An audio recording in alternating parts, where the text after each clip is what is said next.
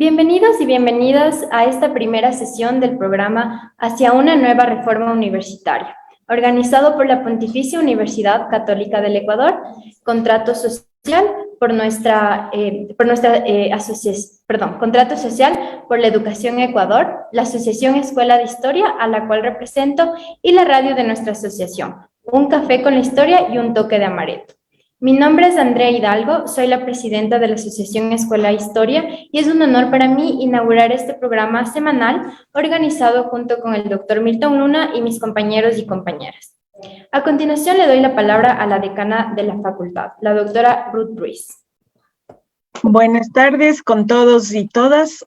Tal como Andrea ha señalado, este es un espacio donde queremos abrir un debate nuevamente sobre el tema de la universidad. Sabemos que hay cambios en la ley también de educación superior, pero no siempre se pueden sostener este tipo de discusiones sustantivas y eso es lo que queremos hacer. Tal como ha señalado Andrea, en efecto, esta es un espacio donde se conjuga el esfuerzo del Contrato Social por la Educación y la Facultad de Ciencias Humanas de la PUCE. Ahora tenemos el honor de tener aquí al doctor Mario Jaramillo y al doctor Fernando Ponce, rector de nuestra universidad. Sin más, entonces, como tenemos el tiempo es siempre corto, entonces podemos comenzar. Muchas gracias. En este momento le doy la palabra al doctor Milton Luna, que va a ser el moderador de esta sesión. Bueno, muy buenas tardes. Un saludo muy especial y efusivo a todas las personas que nos están viendo, que nos están escuchando. Por supuesto, un saludo también muy especial a nuestra decana, Ruth Ruiz, y también está presente en este foro la presidenta, la directora del Contrato Social, Cecilia Viteri, y a nuestros dos panelistas, el doctor Mario Jaramillo y el doctor Fernando Ponce, ambos representantes de toda una línea de pensamiento y acción a favor de la educación en el Ecuador y particularmente en este caso de las universidades. Nos hemos convocado para vivir esta experiencia ya que el país está enfrentando hoy por hoy algunas iniciativas de cambio, de transformación de la Universidad Ecuatoriana. Pero hemos visto, sobre todo desde los sectores docentes y estudiantiles, que nos hace falta profundizar con más firmeza algunos temas, no solo los coyunturales, sino y fundamentalmente los sustantivos. Es decir, qué aspectos esenciales, estructurales, históricos y sobre todo del contexto general universal contemporáneo están incidiendo para que la universidad, tanto de todo el mundo y obviamente la Universidad Latinoamericana y la Universidad Ecuatoriana, puedan enrumbar sus acciones. Y hemos creído pertinente recuperar la palabra reforma. Esta reforma universitaria que fue muy desarrollada en términos de diversas tendencias, al menos acá en América Latina y aquí en el país. Para esto, hoy día tenemos precisamente como tema sustantivo. ¿Qué elementos, qué factores de concepto sería importante comenzar a discutirlos en nuestra experiencia y en el país para levantar esta reforma? Haremos efectivamente otros programas semanales sobre este marco general hacia una nueva reforma universitaria. Y esperamos en los próximos 3, 4 meses, cada semana, seguramente serán los días jueves a las 5:30 y 6 de la tarde, que emprenderemos con diversos panelistas a nivel tanto del país cuanto de América Latina y esperamos del mundo también. Entonces, bienvenidos, bienvenidas. Presento las reglas de juego de este conversatorio. Esperamos tener alrededor de 1 hora y en esta hora tendrán nuestros panelistas cada uno una primera intervención de 20 minutos donde expondrán precisamente sus ideas ante esta pregunta planteada, es decir, qué factores esenciales, qué elementos de concepto podríamos integrar para un debate sobre la reforma universitaria en el Ecuador, sobre una nueva reforma universitaria en el Ecuador. En primer término, va a participar el doctor Mario Jaramillo. El doctor Mario Jaramillo es un prestante académico y sobre todo un personaje nacional muy influyente en todo el país, particularmente en la Sierra Sur del Ecuador, en Cuenca. Él fue ministro de Educación y en su debido momento, en el año 2002, conformó hasta el día de hoy un equipo promotor del contrato social por educación, que es una expresión ciudadana que apunta y contribuye a la reforma de la educación general en el país. Muy bienvenido a este foro, estimado Mario, así que cuentas con tus 20 minutos. Muchas gracias. Comienzo con un saludo muy cordial para Fernando Ponce, rector de la Pontificia Universidad Católica del Ecuador, para la decana de la facultad, para la presidenta de Asociación Escuela, para nuestra común amiga Cecilia Viteri, y para ti, Milton, que llevas ya muchos años de una labor infatigable, inclaudicable en favor de la educación en el país. Con este saludo cordial, yo inicio mi breve exposición acogiéndome a lo que me habían solicitado. Yo no voy a plantear temas en detalle sobre posibles cambios en la ley o posibles cambios en los diferentes reglamentos, sino ir más bien hacia dos tesis a las cuales me voy a referir, ir a dos tesis más de fondo, considero yo, sobre lo que creo que debería fundarse la Universidad Ecuatoriana en los próximos años. Yo nací en el año 1905. Es un dato irrelevante, por supuesto, pero menciono este año de 1945 porque en ese entonces habían universidades solamente en Quito, Guayaquil, Cuenca y Loja. La de Loja es un tema un poco aparte porque había sido fundada antes de la de Cuenca y Guayaquil, que se fundaron en 1867. Luego vino un intermedio en que la universidad casi desapareció y nuevamente reapareció después con fuerza y con prestancia. Pero para el 45 habían esas ciudades con universidades. Insisto, Quito, Guayaquil, Cuenca y Loja. En Quito, por supuesto, se concentraban las dos universidades, la Central y la Universidad, la Politécnica Nacional. Al año siguiente, en el 46, como ustedes conocen perfectamente, se fundará la Pontificia Universidad Católica. En Guayaquil una sola, en Cuenca una sola, fundadas ambas en 1867.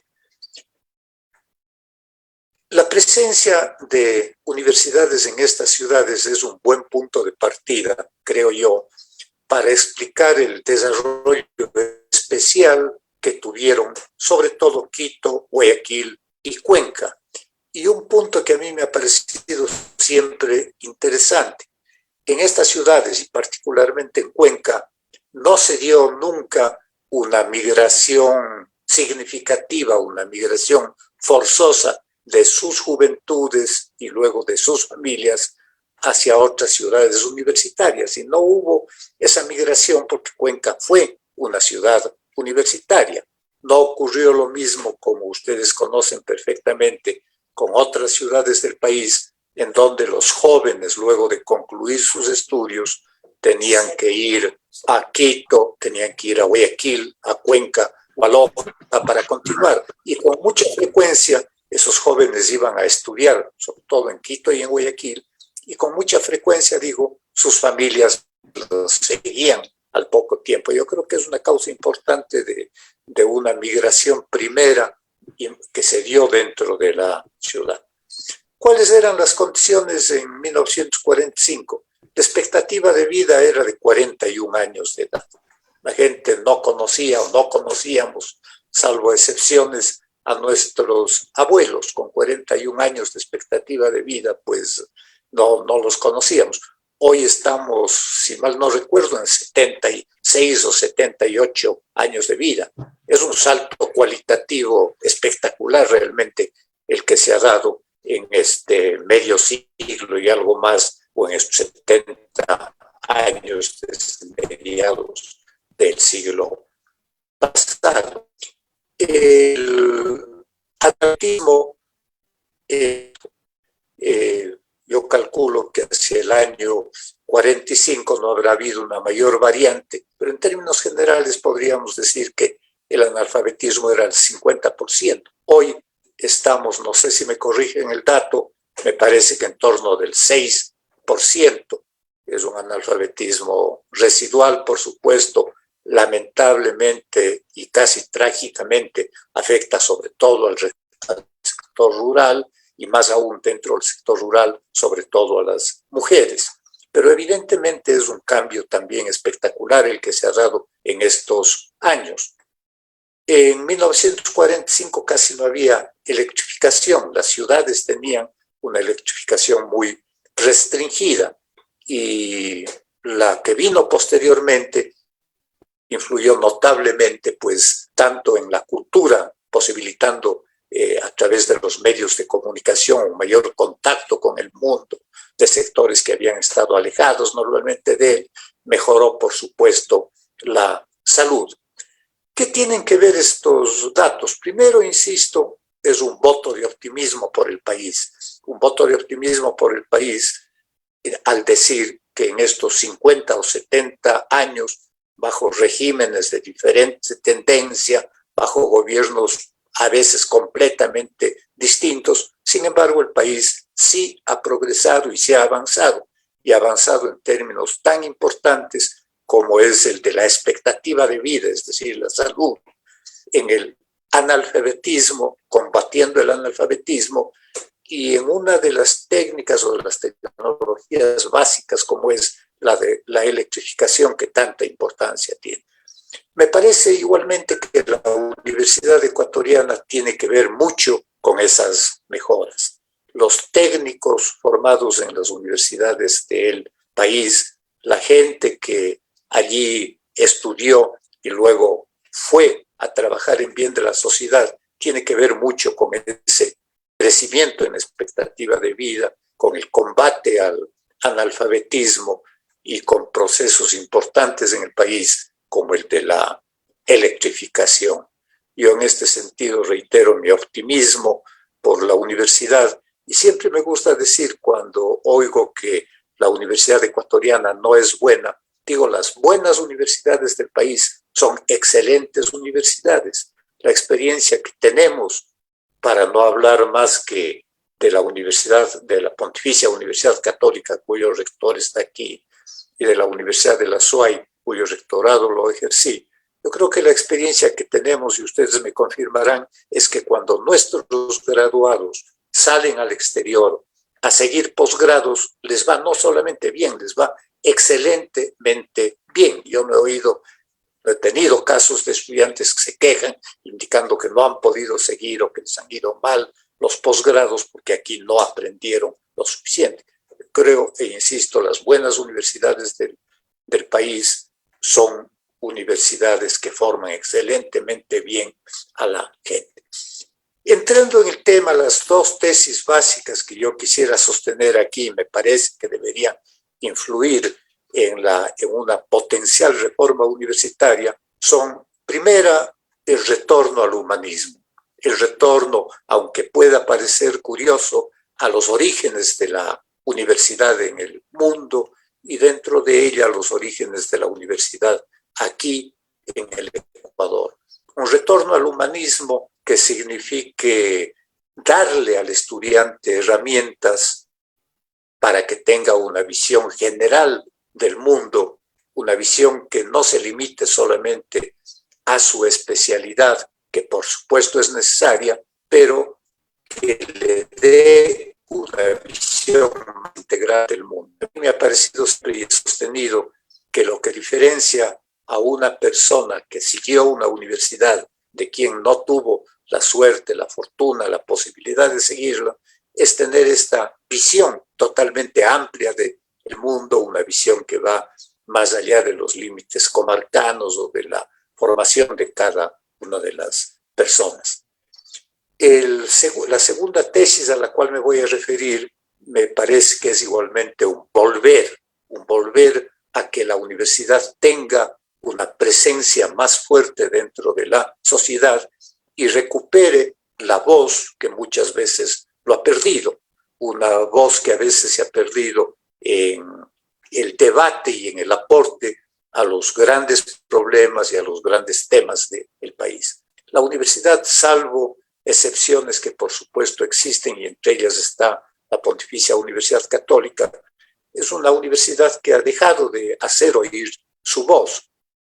Han venido otros grupos que por diferentes circunstancias han tomado esa vocería. Por ejemplo, las cámaras en general de la producción me parece que tienen una presencia mucho más fuerte. Y no es que se trate solamente de manejar el poder económico o de los intereses que representan, no es solamente la importancia que tienen en el desarrollo del país, que por supuesto la tienen, sino porque la Universidad Ecuatoriana en términos generales un poco ha renunciado a esa vocería que tenía. Los movimientos sociales, dentro de ellos últimamente los indígenas, han tomado esa posta y la universidad durante los últimos 15 o 20 años ha perdido paulatinamente su voz. A mí me parece que la reforma que contemple retomar de la voz y ese aporte a la sociedad es uno de los dos grandes temas junto con un retorno al humanismo. La universidad debe brindar a sus estudiantes una visión general y amplia del mundo, como les había comentado. Formar buenos profesionales ciertamente especializados, porque el país necesita de ellos, pero gente que entienda más allá de las fronteras de su profesión lo que es el mundo. Los estudiantes tienen hoy una formación en buena parte de los casos, e insisto, hay excepciones, extremadamente fragmentada.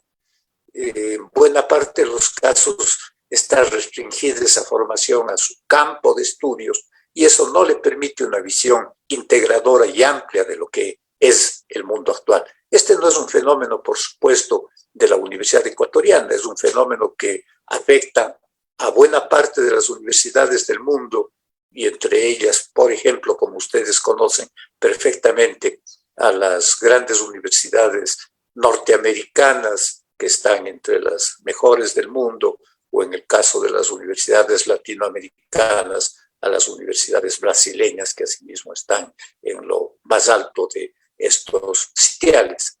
Ustedes probablemente conocen un estudio que se presentó hace ya bastantes años de un profesor de la Universidad Complutense, Víctor Pérez Díaz.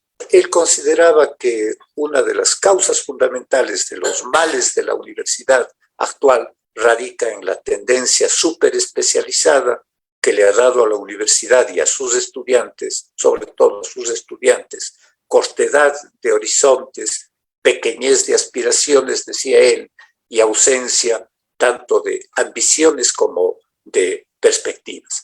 Ese profesionalismo reduccionista, decía, ha vuelto a muchas universidades pragmáticas, utilitaristas, rígidas y propensas cada vez más a caer en estereotipos o en veleidades pasajeras. Hoy existen, y ustedes conocen perfectamente, una ausencia muy marcada de grandes líneas de un pensamiento actual. No ocurre lo que ocurría en siglos pasados, y no es que esté diciendo que todo tiempo pasado fue mejor, pero antes las grandes líneas de pensamiento tenían una vigencia y una duración de siglos.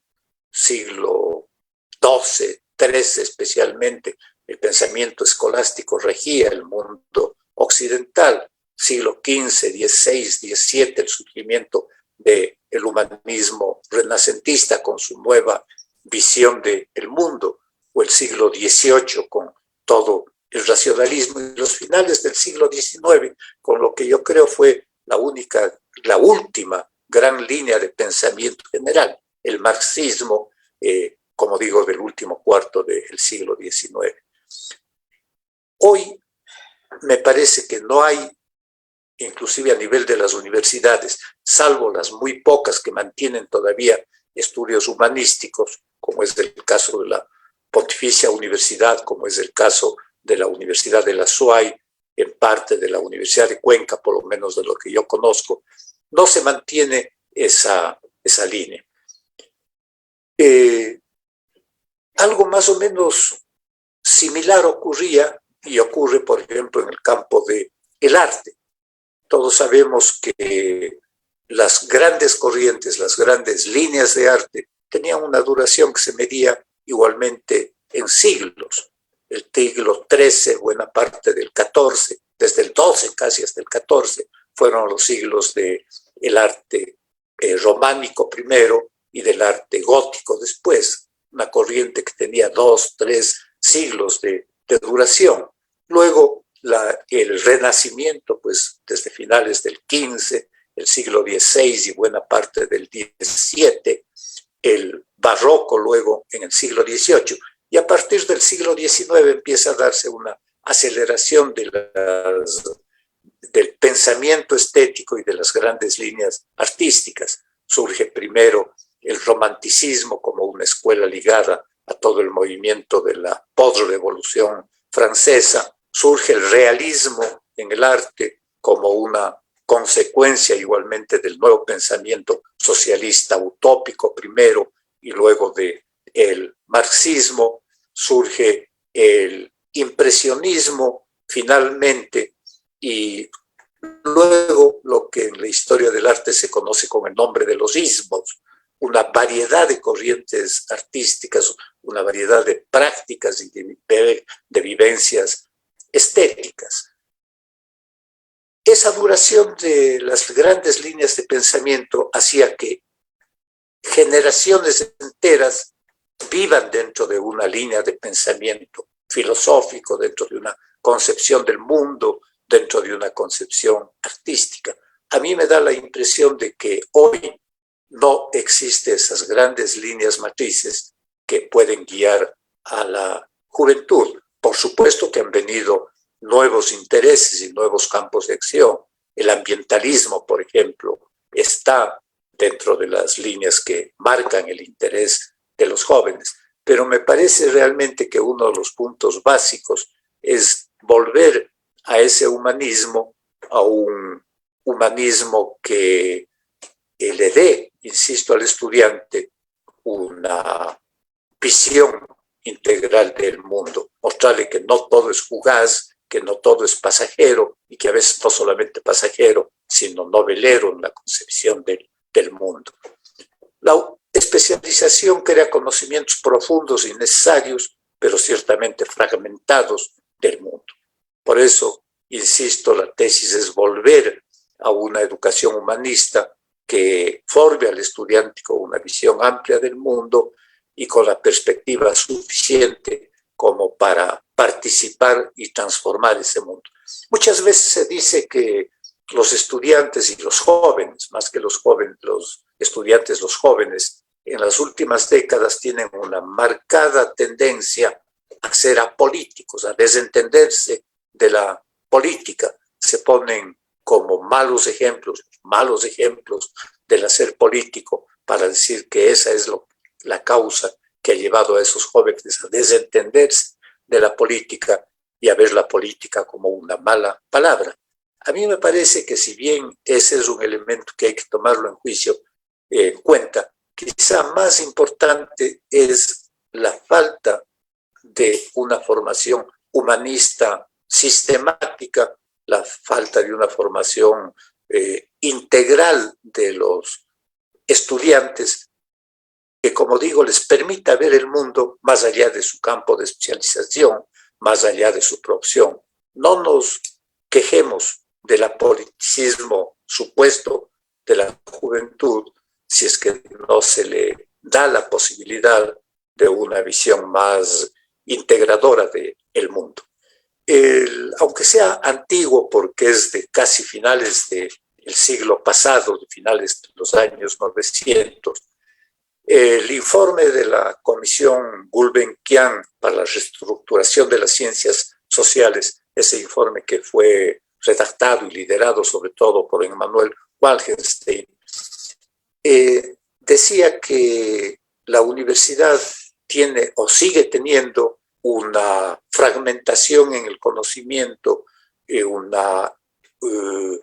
un momento en que ha llegado al final de una racionalidad, decía él, que no da más en un sistema estanco, un sistema de compartimentos, que es por ello necesario poner énfasis en lo complejo, en lo inestable, es decir, avanzar hacia una interdisciplinaridad dentro de las ciencias y del conocimiento. Por supuesto, decía él, eso no supone abandonar lo nuclear, que es la investigación en detalle sobre temas específicos y especializados, pero sí ir hacia un sistema integrado en que las partes, decía él, expliquen el todo. Esa es una tesis o un punto que yo quería comentar. El segundo es el de la recuperación de la voz, la recuperación de la presencia de la universidad. Por supuesto, recuperar la voz y la presencia no significa volver a la bulla callejera, no significa recuperar, o más bien dicho, volver a extralimitaciones que evidentemente se dieron.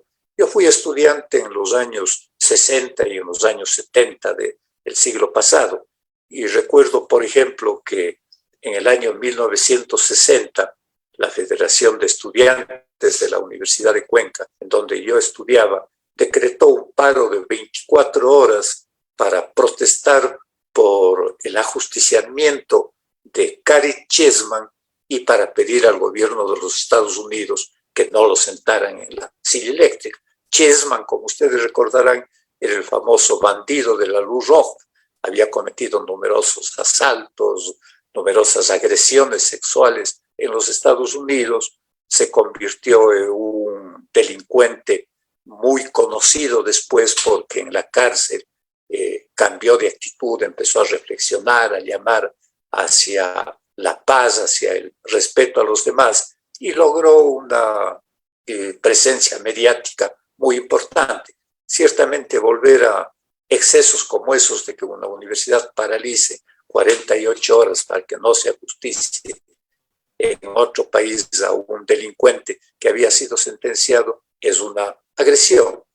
Yo fui a finales de los años 60 presidente de la Asociación Escuela de Filosofía de la Universidad de Cuenca, y recuerdo cómo después de la caída de la Junta Militar, el nuevo ministro de Educación que vino y el subsecretario fueron dos cuencanos muy ilustres, Luis Monsalve Pozo y Hugo Ordóñez Espinosa.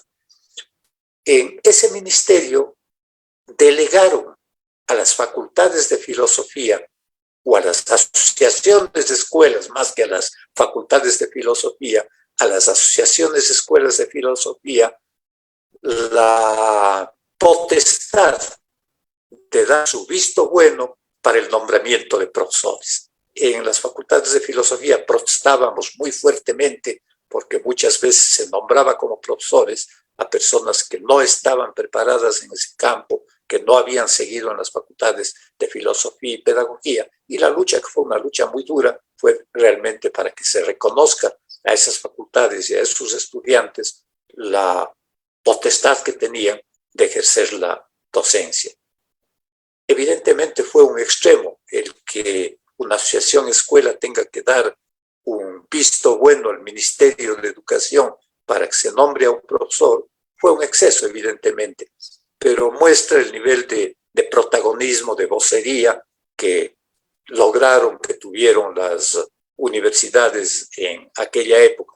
tampoco volver a lo que fue común, por lo menos en Cuenca, cuando había falta de justificaciones para salir a las calles, lo más común era ir a apedrear el centro ecuatoriano norteamericano. Con eso la dirigencia estudiantil hacía presencia generalmente en vísperas de elecciones estudiantiles. Esos son los excesos a los cuales no podemos ni podemos volver.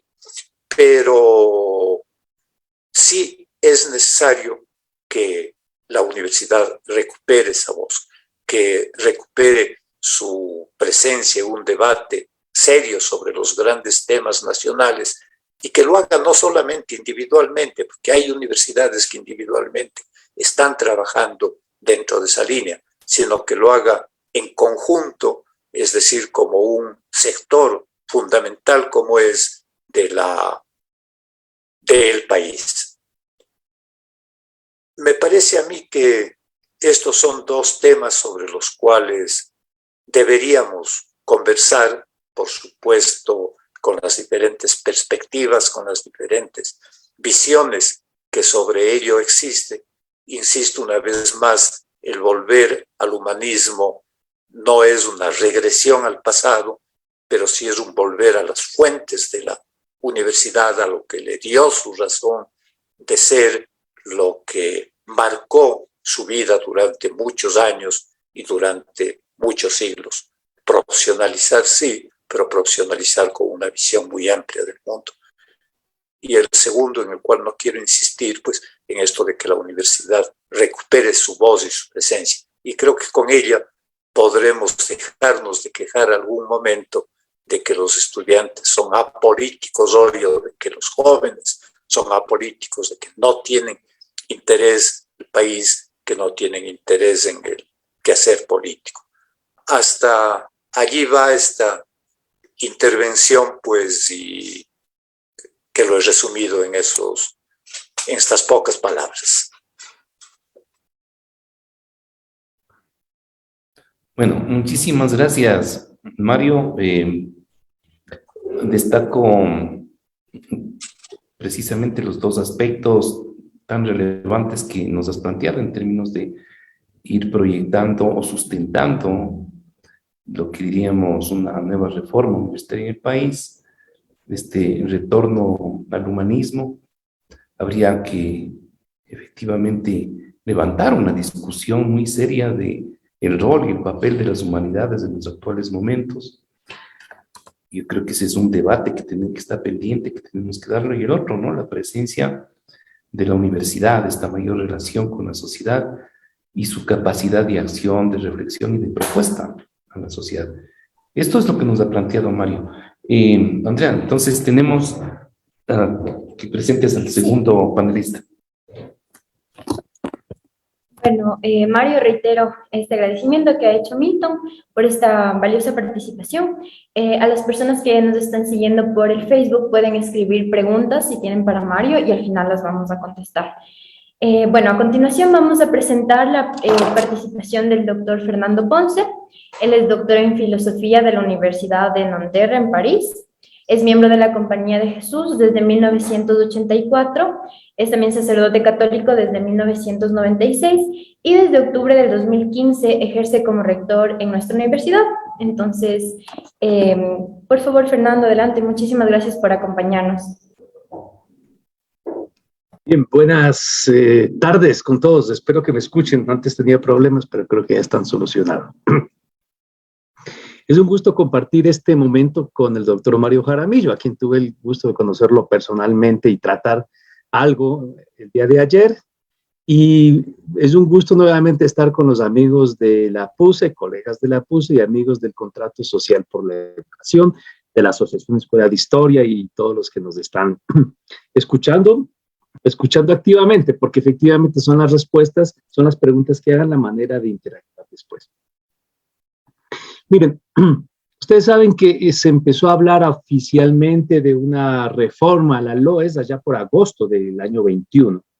Tal vez un poco antes también, pero fue el momento en que el presidente Lasso llevó su propuesta de reforma de la LOES ante la Asamblea Nacional.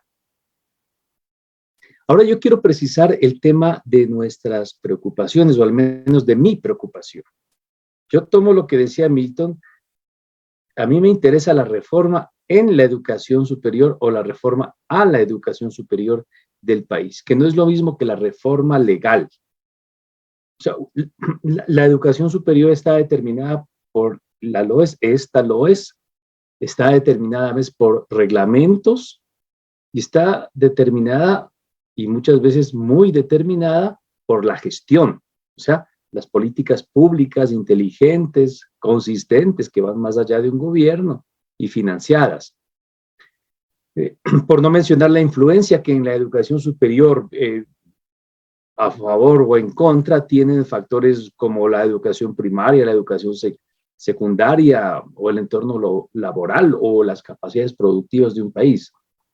Es decir, de entrada yo digo, estemos atentos al fetichismo de la ley, creer que la reforma a la ley es igual, es equivalente, es lo fundamental de la reforma a la educación superior. Ninguna ley de por sí ha hecho que pensemos mejor, de por sí.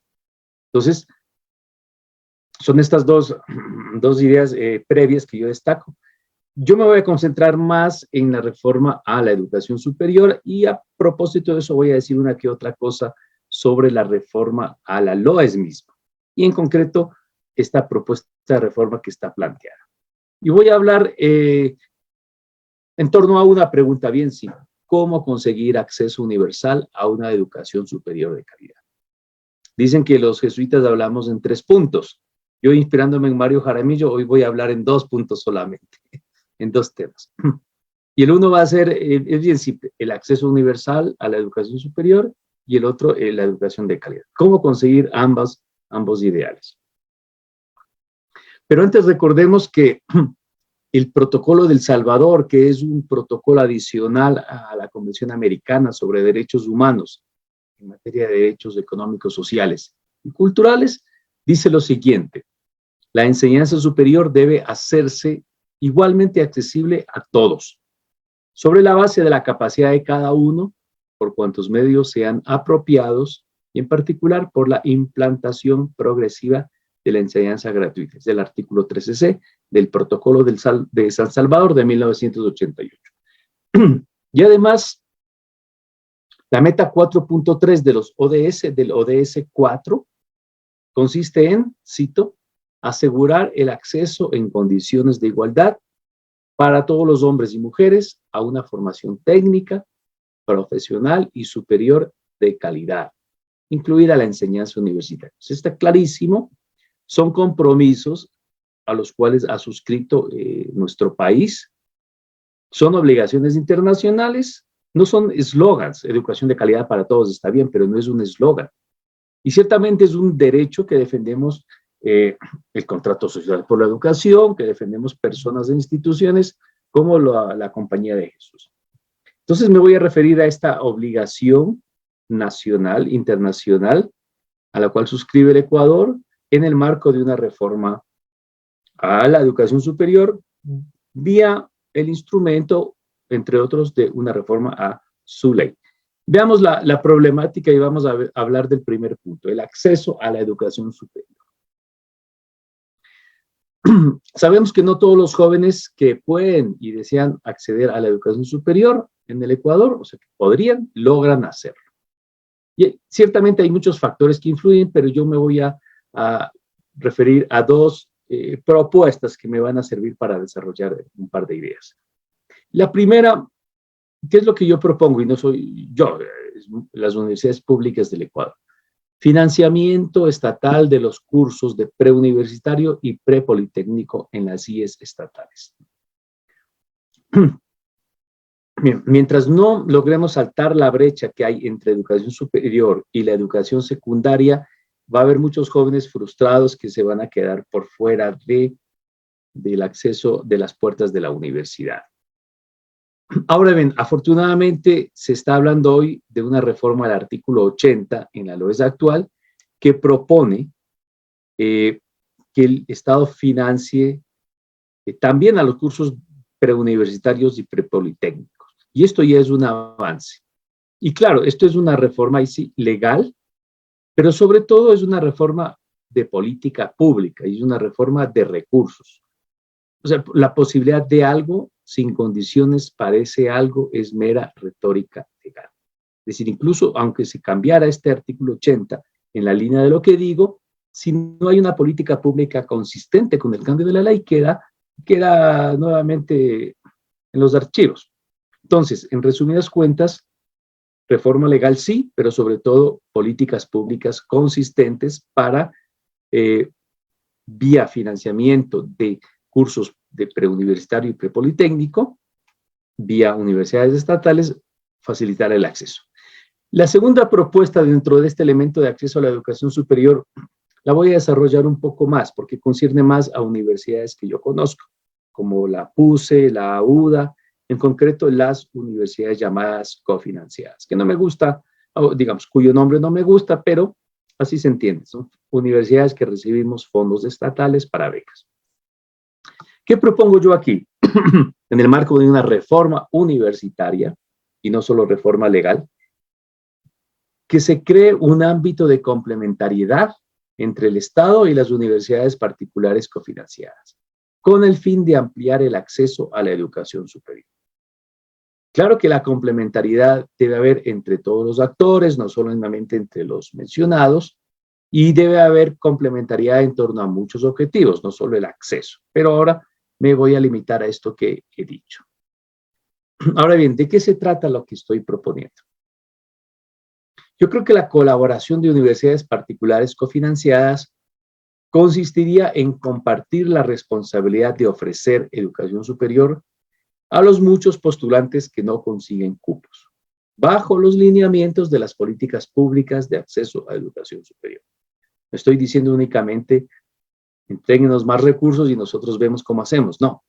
En el marco de una política de fomento del acceso a la educación superior, las universidades complementamos la labor del Estado. Y esto implica algunas decisiones. Primero, o implicaría pues algunas decisiones, que las universidades cofinanciadas pongan a disposición del Sistema Nacional de Nivelación y Admisión.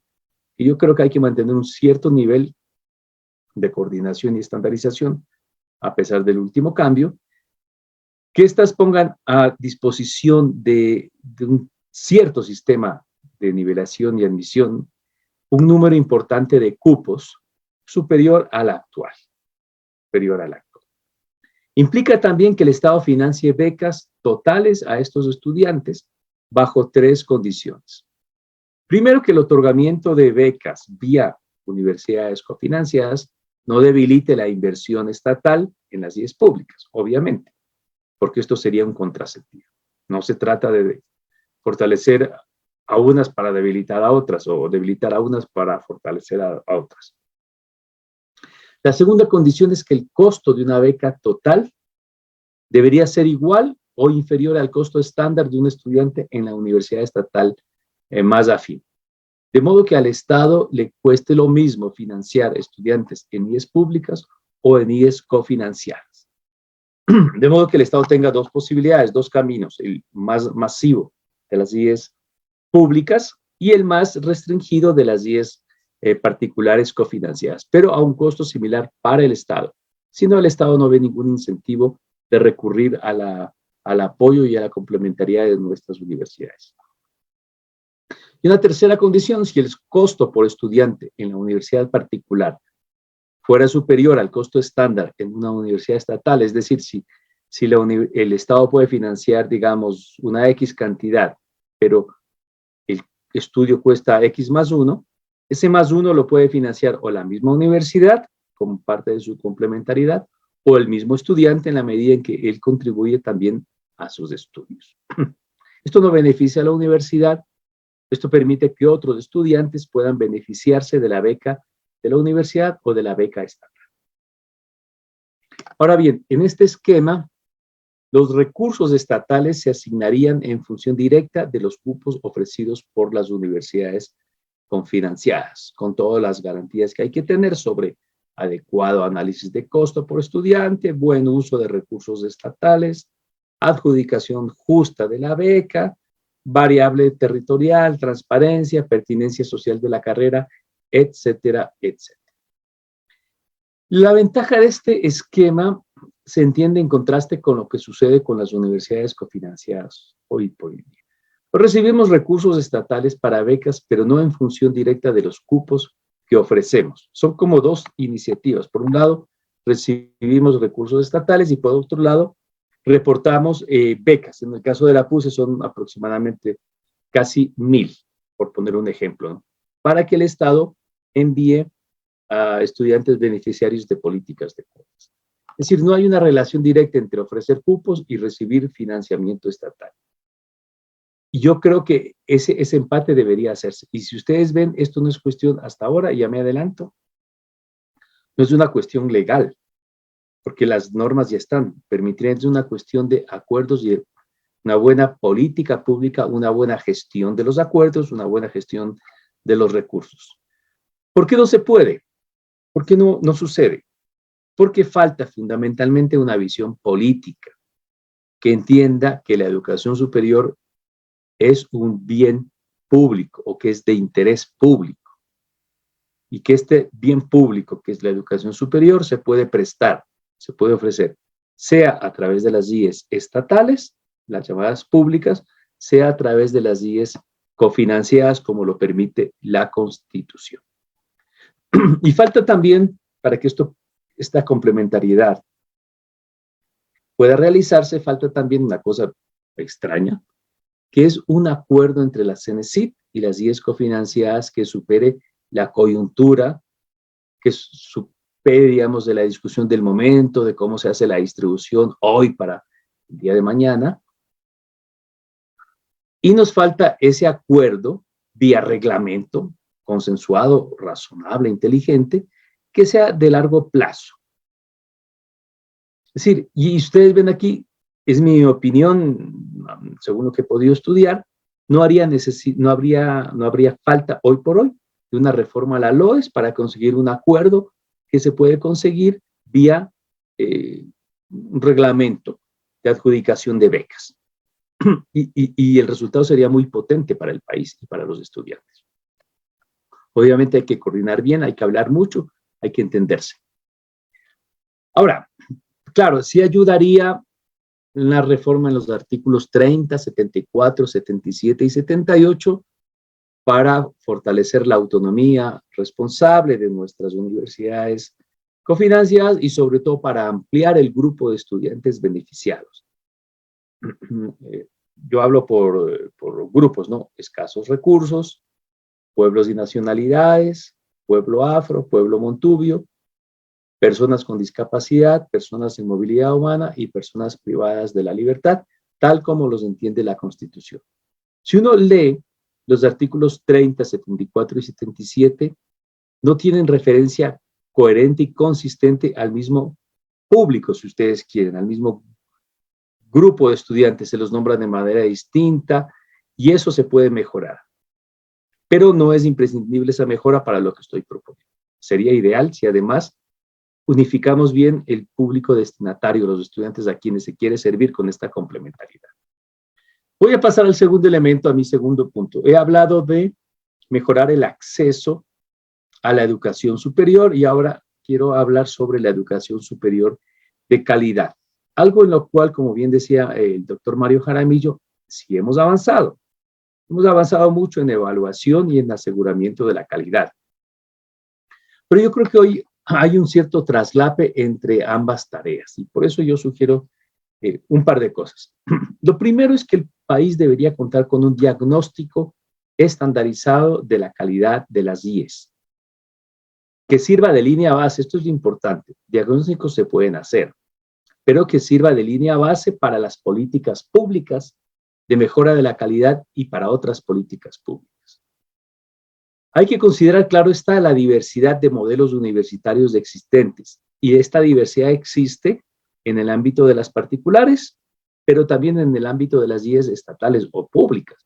No todas las IES públicas son iguales, hay diferencia. Una cosa es la ESPE, otra cosa es la Universidad de Cuenca, una cosa es la Mauta Huasi, otra cosa es la Universidad Estatal Amazónica, otra cosa es la Universidad Central. modelos diversos dentro del mundo de las IES públicas, así como los hay dentro de las IES particulares. Y hay que tomar en cuenta esta diversidad para que el diagnóstico, siendo estandarizado, no sea uniformizado. En lo inmediato, este diagnóstico no debería implicar diferencias ni en la distribución de fondos estatales, ni en la concesión de ciertas atribuciones a la IES. Porque a veces resultaba antes que era como un premio o castigo por el desempeño institucional. Un rector de una universidad de Manabí hizo toda una tesis sobre el efecto Mateo. Al que más tiene, más se le dará. ¿Qué resultaba? Que las universidades públicas en buena condición recibían más dinero y las que estaban con menos estándares de calidad recibían menos dinero, con lo cual se reforzaba la brecha entre unas y otras, precisamente a partir de un diagnóstico. Yo lo que sostengo es que tiene que hacerse un diagnóstico, pero no para que guíe la repartición de recursos, sino para lo que sigue, para con base a este diagnóstico diseñar políticas públicas, para que en el plazo de 3, 5 años se lleve a las universidades evaluadas por el CASES de la línea base a los estándares a los cuales se quiere llegar. No hay hoy coordinación entre el CASES, que evalúa las universidades, que diagnostica, diría yo, y la CENESID y el CES, que hacen política pública. O sea, el CASES dice, ustedes están aquí. Y CES y CENESID dicen, ustedes tienen que ir por acá. Pero ¿qué relación hay entre la línea base que yo propongo y el punto al cual llegar al cabo de 3, 5 años? Yo no veo ninguno. Y entre este año 0 y el año 3º o 5º, las políticas públicas y la reglamentación deberían focalizarse en promover que las IES transiten del nivel inicial a uno de mejora. Ahora la pregunta es, ¿se requiere reforma de la LOES para esto? Yo creería que no. Solo. Basta una coordinación sistémica y mejorada entre CES, CASES y CENESID para el manejo de la información, para la fijación de plazos, para la elección de indicadores, para el diseño de políticas públicas en definitiva. Es probable, sí, que se requiera revisar los artículos de asignación de recursos, los criterios de asignación de recursos que están en los artículos 24 y 30, y también el artículo 95 que habla sobre criterios y estándares para la acreditación. Esto es un caso curioso, es como si alguien nos tomara la temperatura, o sea, un laboratorista nos hace un examen de la sangre y viene otro médico y nos receta otra cosa, sin fundamentarse en el examen de sangre, en los exámenes médicos. Así creo que nos está pasando en el conjunto de la Universidad Ecuatoriana. Y además de esta coordinación, yo también propongo, esto no es muy largo, la mejora de la calidad en inversión, o sea, vía inversión en investigación y en la infraestructura educativa e investigativa en las IES públicas, porque esto le corresponde al Estado. A pesar de sus avances, de eso estamos todos convencidos. Hace poco la PUSE recibió un premio justo ante un ranking. A pesar de sus avances, Ecuador está todavía muy rezagado en desarrollo investigativo.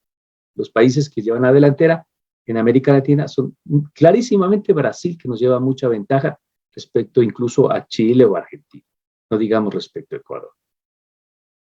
Ahora, esto es una cuestión de ley, legal. Yo creo que no, yo creo que es sobre todo una decisión del ámbito de la política pública, o sea, tiene que ver con la gestión, tiene que ver con el financiamiento, la decisión de financiar inversión en investigación y en infraestructura, y tiene que ver con ley, sí, pero no con la LOES, principalmente, sino con el FOPEDEUPO, la ley del FOPEDEUPO y de todo el esquema de financiamiento estatal de la educación superior. Sí, reforma legal, pero a unas leyes que datan del 96 o del 98. Conclusiones, y con esto ya voy cerrando. Yo comencé con una referencia al proyecto de reforma a la LOES que presentó el Ejecutivo allá por agosto del 21. Un proyecto que tiene 3 ejes. según se presentó en ese momento. Libertad y autonomía para decidir, es decir, que los jóvenes deben ser libres para escoger su carrera. Segundo, ampliación de la oferta académica, es decir, que las IES deben ser libres para ofrecer lo que tengan a bien, lo que les parezca, en el buen sentido. Y tercero, mejora de los procesos de admisión, es decir, que las IES públicas asuman la responsabilidad de la selección, ya no la CENESID. Para decirlo brevemente, y mi conclusión respecto a este proyecto de reforma no está en lo que se dice. El problema no está en lo que se dice, sino en lo que no se dice. Y hay dos cosas que no se dicen. La primera, ya la mencioné, es que la reforma de la educación superior no equivale a reforma de la LOES. Se requiere hoy para reformar la política, la situación de la educación superior, políticas públicas, se requiere una mejor coordinación de CES, CASES y CENESID, y se requiere alguna que otra reforma reglamentaria. O sea, en definitiva, hay que creer lo que dice el artículo 28 de la Constitución, y cito: la educación responderá al interés público y no estará al servicio de intereses individuales y corporativos. Y no solo hay que creer, sino que hay que actuar en consecuencia. Y para esto, la solución no está exclusiva ni principalmente ni únicamente en la LOES, está en la visión política, en el deseo realmente de implementar lo que dice el artículo 28 de la Constitución vía gestión, vía financiamiento, principalmente. Y segundo, decía yo, el problema no está en lo que dice el proyecto de reforma, sino en lo que calla. ¿Y qué calla? Calla una cosa, una observación bien simple. No hay libertad sin las condiciones para ejercer la libertad. Las limitaciones que hay en el acceso, incuestionables, no se deben principalmente a restricciones en la libertad de elección, sino a la brecha entre cupos y demandas. No se soluciona esto incentivando la demanda, no se soluciona quitando restricciones o supuestas restricciones a la libertad de elección, sino aumentando los cupos pura y simplemente. No es que si yo tengo hoy que elegir entre 2 sabores de helado y le presento 20 sabores de helado, el consumidor enseguida es más libre. No es más libre mientras no tenga dinero para comprar el helado. Cosas tan obvias, o sea, condiciones para la libertad y no solamente enunciación formal de la libertad. Los 100 cupos de una hipotética carrera seguirán siendo 100 cupos, no importa con qué método se lleve. Si lo hace la CENESID, el examen, si lo hace la universidad, si es madrugando los primeros 100 que llegan o los 100 amigos del rector y del decano, los que tienen acceso a los cupos. No importa el método, lo que importa es que el acceso pasa principalmente por cupos y por inversión. En este caso estoy hablando en las universidades públicas. Muchísimas gracias por su atención.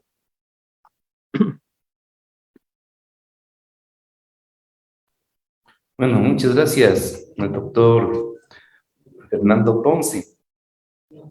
La verdad es que hemos tenido y tenemos una gran cantidad de preguntas. Hay mucho entusiasmo por la conversación y obviamente varias las vamos a responder, obviamente con la participación de nuestros ponentes. Yo voy a dar lectura a la primera pregunta dirigida al doctor Mario Jaramillo y Andrea va a dar lectura a otra pregunta para el doctor Fernando. Primero para el doctor Mario Jaramillo. Dice, muy concretamente, ¿no? Si queremos dar esa educación general en humanidades, sin caer en una suerte de colegio general, ¿qué líneas de reflexión se deberían potenciar? Mario. Me parece a mí, dicho en términos muy lacónicos, que son 2 líneas básicas. Uno, pensamiento filosófico, y segundo, grandes líneas de la historia de los grandes hitos en la historia de la humanidad, de la historia de la cultura. Creo que un estudiante universitario debe tener una visión lo suficientemente amplia y general, sin caer en el curso que se introduce una materia aquí u otra materia acá para dar la impresión de que está poniendo elementos culturales, pero dos líneas básicas, la una pensamiento filosófico y la otra desarrollo histórico.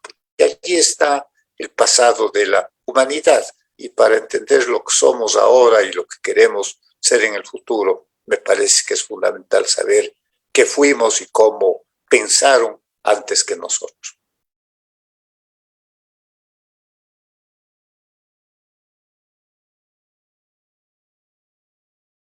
Muchas gracias, Mari.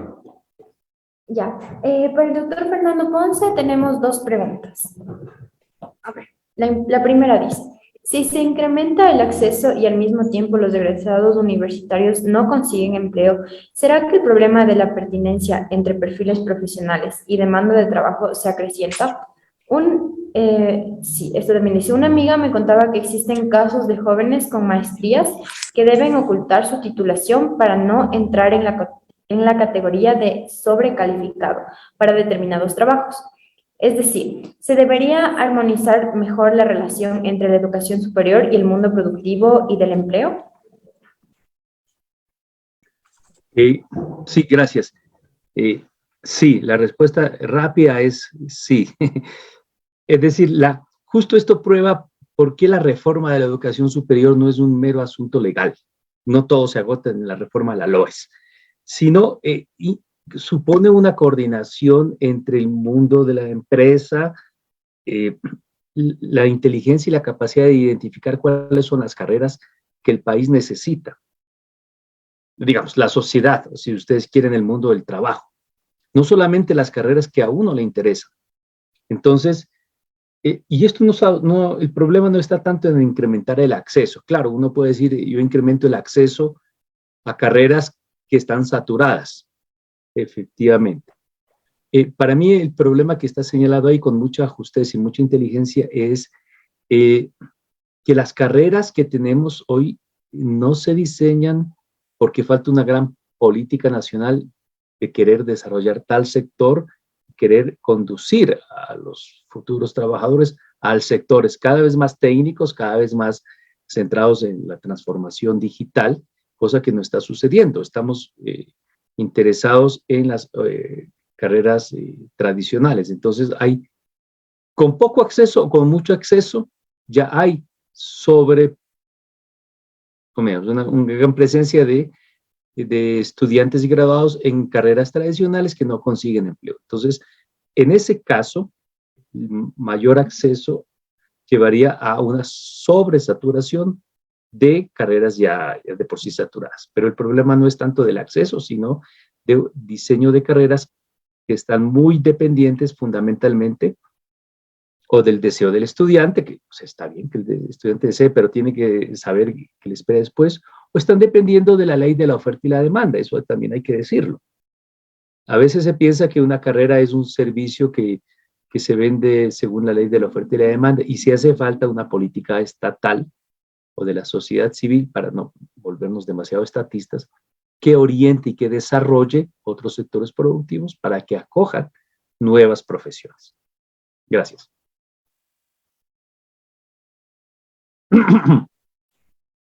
Ok, hay otra pregunta igual para el doctor Fernando Ponce. Dice, ¿qué tan conveniente y probable es que las universidades de mejor calidad abran sedes con ayuda financiera estatal en las provincias más relegadas, similar a lo que ha hecho la PUS, a fin de que éstas sean también más económicas, conserven un modelo educacional bueno y la reputación necesaria a nivel exterior? Pues si el Estado por su cuenta abre universidades en las provincias relegadas, es probable que no lleguen a los estándares deseados. Sí, yo no partiría de la diferencia entre universidad, o sea, de la asociación entre universidad pública como de una calidad dudosa y universidad particular como de buena calidad. No iría por ahí. Yo más bien, yo voy Hay universidades públicas buenas y muy buenas, y hay universidades particulares buenas y muy buenas. En eso, afortunadamente, hemos logrado bastante progreso en las universidades públicas. Ya no son sinónimo de mala calidad, como era hace algunos años. En fin, entonces, esa diferencia yo no la tomo. Yo sí creo que el ir cubriendo, ir abriendo sedes tiene que hacerse en el marco de esta complementariedad. Quizás ahí donde el Estado no puede llegar, pueden llegar las universidades particulares. Yo les cuento el caso de la PUCE. Hoy estamos acostumbrados a decir que tenemos 7 sedes. En realidad, bueno, las tenemos 7 sedes, pero las primeras sedes se hicieron con un sentido misional. La primera universidad particular en Esmeraldas. Si hubiera abierto en Esmeraldas, ¿qué universidad particular quería ir a Esmeraldas? Hace unos 40 años, ninguna, fue la PUCE. Lo mismo Ambato, lo mismo a Manabí. ¿Qué universidad particular quiso ir a Manabí allá cuando se fundó la nuestra por los años 90? Ninguna, fuimos con un sentido misional de servicio. Entonces, eso es lo que yo creo que es rescatable en las 8 universidades, por ejemplo, la UDA y otras universidades católicas, que puede servir para una complementariedad, porque no somos universidades que estamos interesadas por la rentabilidad, sino por el servicio y porque entendemos que la educación superior es bueno para todos. O sea, eso es, así entiendo yo, el bien público. Entonces, ¿qué tan conveniente y probable es? Sería muy conveniente, sería muy posible siempre y cuando sea articulado con el Estado. Y que entendamos que el bien público llamado educación superior se puede otorgar, se puede conducir vía universidades del Estado, vía algunas universidades particulares. Gracias. Hay varias preguntas que se han realizado para nuestros dos panelistas. Tal vez iniciamos aquí por Mario y luego nuestro rector, doctor Fernando Ponce. Dice la primera: ¿creen que todos los estudiantes que acaban la secundaria deben seguir la educación superior? La segunda es: ¿qué solución plantean al déficit de oferta de la educación superior? Claro, son preguntas bien grandes, ¿no? En realidad estas. ¿Y qué carreras deben aumentar y cuáles disminuir o eliminar?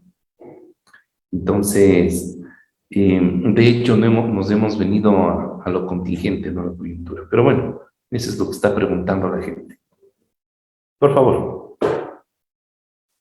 Milton, perdón, yo estoy con una señal un poco defectuosa.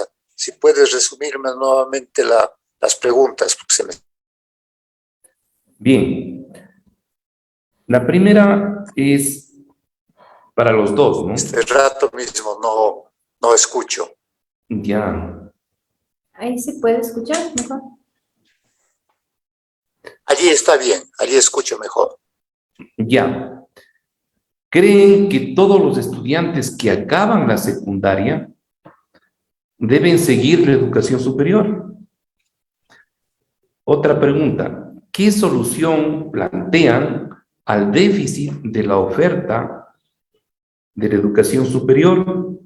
Y la tercera: ¿qué carreras deben aumentar y cuáles disminuir o eliminar?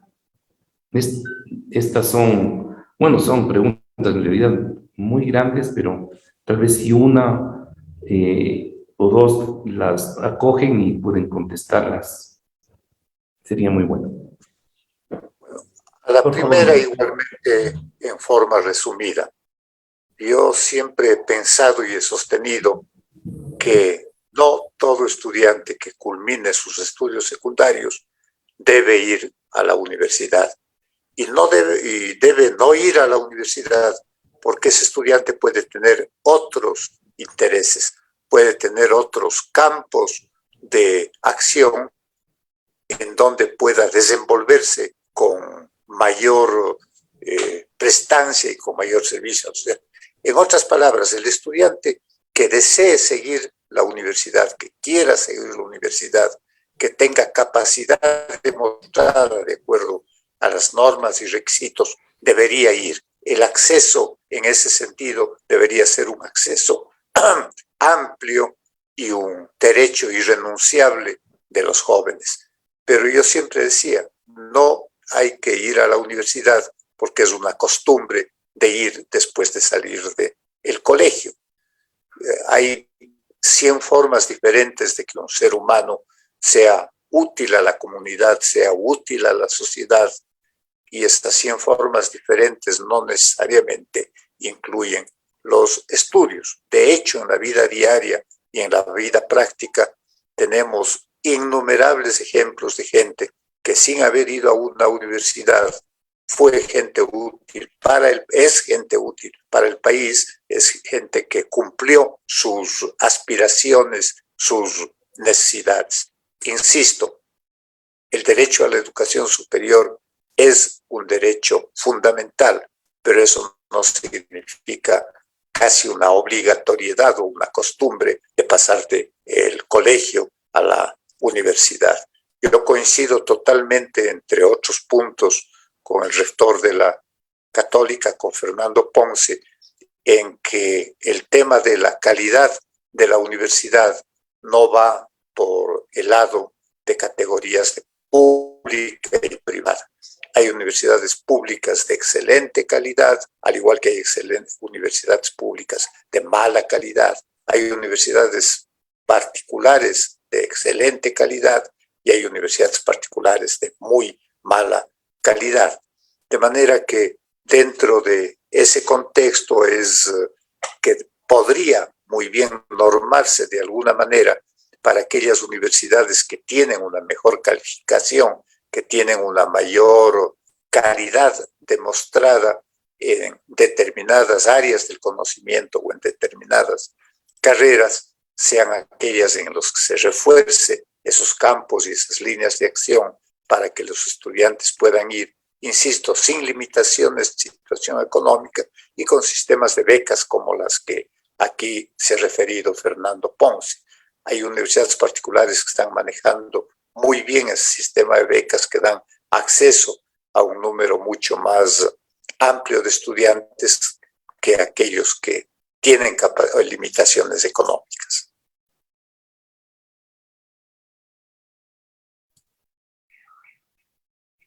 Por favor. Gracias. Fernando.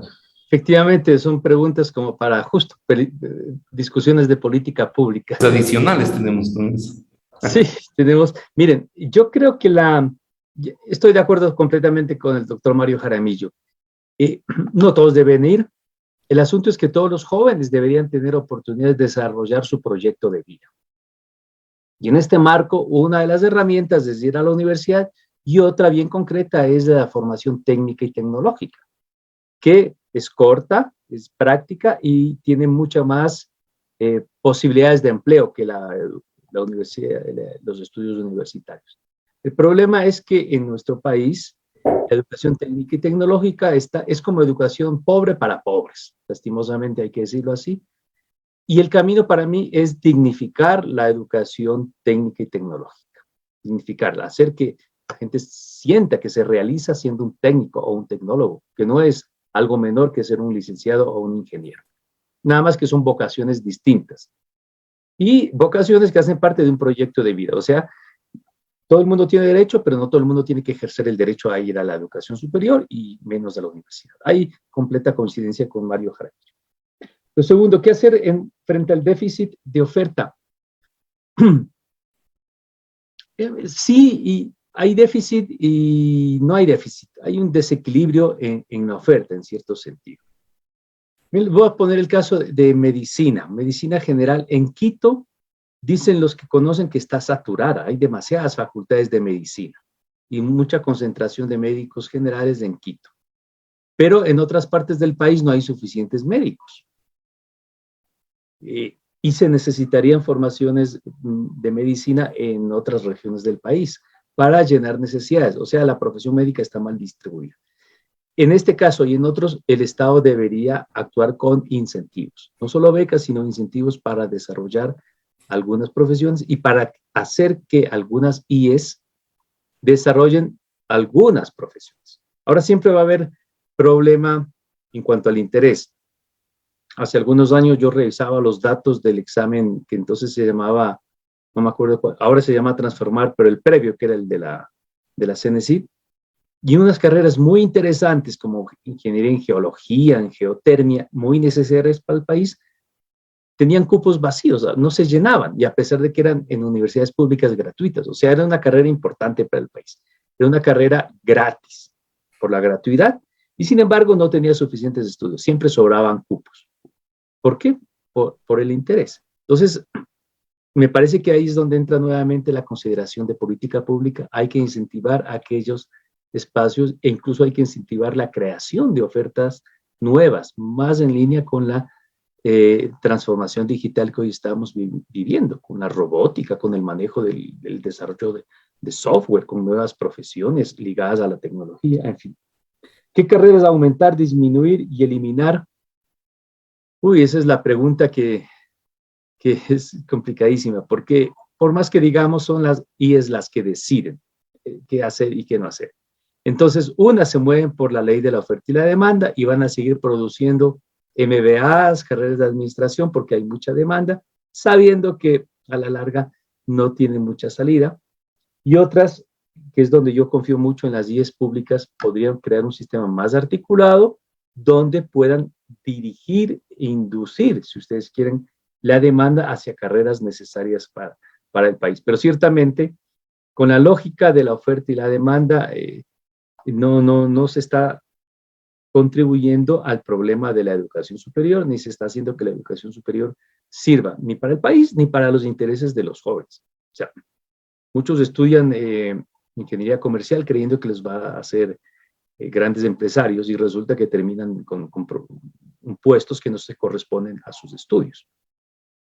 Gracias. Bueno, hay más preguntas y entre las últimas intervenciones han surgido más inquietudes también que efectivamente nos llevan a pensar que estamos por buena ruta en términos de generar este debate, esta discusión, pero habíamos prometido 1 hora, nos hemos pasado un poquito más porque valía la pena y creemos que hay que cerrar sin antes señalar lo siguiente.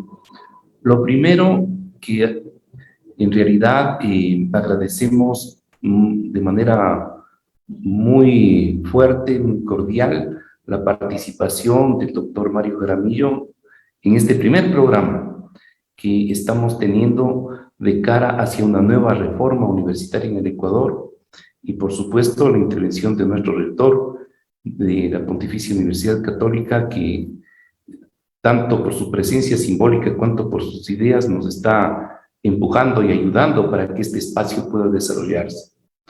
Lo otro, señalar que de hecho este momento de lo sustantivo que se ha dicho esta tarde, podemos extraer al menos 2 aspectos que los vamos a plantear a nuestros próximos panelistas, ¿no? Es necesario discutir muy fuertemente en el país el destino y el sentido de la educación relacionado con qué tipo de calidad de la educación, sobre todo en este caso universitaria, queremos, ¿no?